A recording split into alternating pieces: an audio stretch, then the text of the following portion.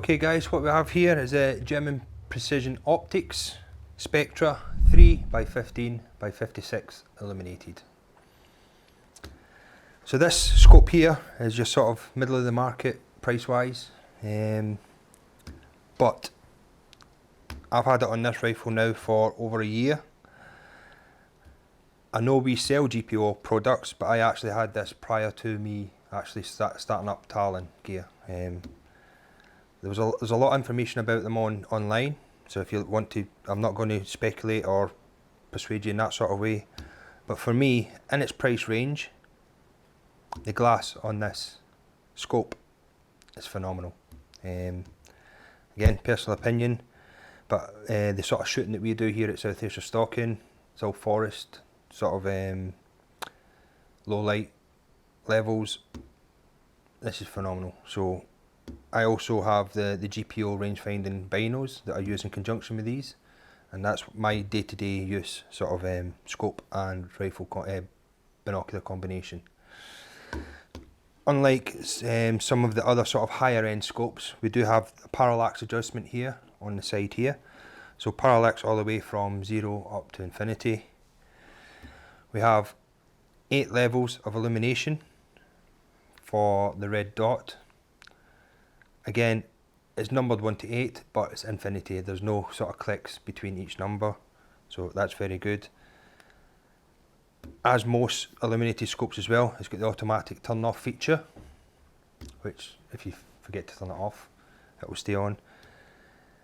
Same as most scopes again, the C3023 flat batteries is what it takes. One thing about this scope, it doesn't have any sort of elevation or windage turrets as such, but it's quite easy if you're that way inclined. I personally just use holdover because I know the scope and I know my ballistics of my rifle. But again, so 1 centimetre clicks, elevation and windage. So you can move it left and right on here, so you can move it up and down on your elevation.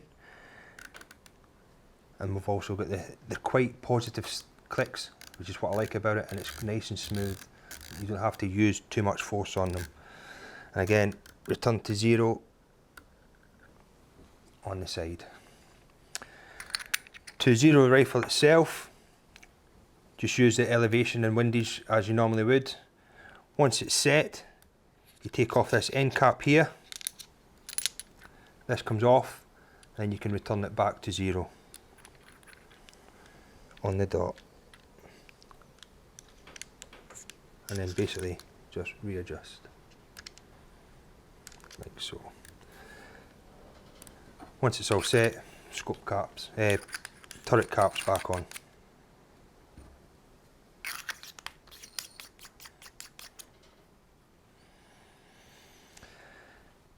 Again, zoom goes from 3 all the way up to 15. As I've said in one of my previous videos, I normally have it on 8 for the clients and obviously for myself as well. If you can see something through your binos, you can then definitely see through the scope when you're not zoomed in too much and trying to find the target. Other than that, obviously on the end here we have your sort of diopter set adjustability here, so you can get the crosshairs nice and clear. That's the word I'm looking for, yeah, clear. Or sharp, sharp, yeah. So we can get them nice and sharp just using the diopter. Again, this functions mainly for people who have either contact lenses or glasses, or people who have just got strange eyes. Mine's is normally all the way in, but I do have clients that come out and I'm having to adjust this all the way out just so they can focus on the crosshairs. That zoom function on the scope there as well, Rab's pretty big, handy to use if you or cold hands, do you know what I mean? But it does actually come in the box. You've actually got an extended lever on here as well. I don't have it because it catches too much on sort of the branches and stuff if we're going through sort of thick cover. But you don't need it. It's nice and smooth, fully adjustable. But as I say, it does have an add-on lever that we can focus ring lever that we can add on to it as well. But as I said before, for the money, in the sort of mid-price range, I like this scope. I personally, I rate it. I do have Zeiss, I do have Swarovski, Leopold. I do have Leopold, I do have Vortex. I'm not going to say it's my favourite, but bang for buck, you're not going to get much better. I will say, to be completely honest, obviously if you're talking Vortex, Swarovski, Zeiss, you do have that lifetime warranty.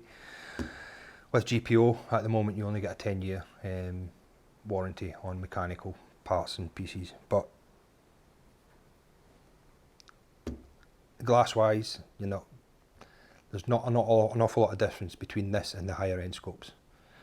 Not that it'd be not noticeable until very, very last light or very, very first light, and you're only talking 2 or 3 minutes difference. The reticle on this scope at the moment is, well, this scope here is a G4 Alpha I, which is equivalent to the Swarovski 4 Alpha I. Crosshair, illuminated red dot in the centre. The red dot in the middle is very, very fine. One thing I like about it is it's very comparable to the Zeiss, to the Swarovski for the fineness of the cross. Obviously the sort of other mid-range scopes you do get, the illuminated dot in the middle tends to be a little bit bigger, and it can sort of flare out what you're aiming at, especially if you're doing target shooting and you're looking for precision. But for what I use this for, it's, for me personally, it's an ideal tool for sort of your normal layman. But that being said, always go for the scope that you can afford.